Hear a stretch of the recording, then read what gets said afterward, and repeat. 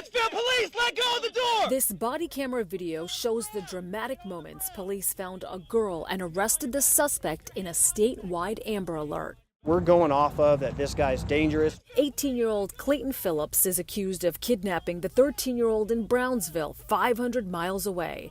She's in the passenger seat of this car. It looked like he was sleeping in the driver's seat and the child in the front passenger seat. Sergeant Brian Rains is one of the arresting officers. He, along with the other 3 officers, knew that time was not on their side in this situation. This is not the case. This is, hey, we need a hasty plan. Let's do it quick and safe because he could have weapons. Get on the ground! It's a kidnapping situation, and so we're taking it as that he's a very violent, possibly dangerous person. It was the Brownsville Police Department that ended up getting a tip that the suspect's car is right here off of West Debbie Lane in Mansfield.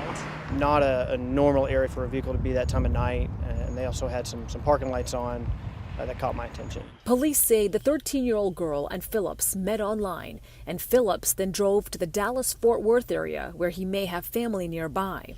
In the end, Mom cried tears of joy knowing that her daughter is alive. The whole shift, the city came alive to sit there and find that child. So it was a good feeling when it all came together. Police want to remind the public when you see an Amber Alert on your phone to look at it. In this case, even though it was over 500 miles away, it was all tips that came into the police department that led to the arrest. We're in Mansfield. I'm Molly Basu.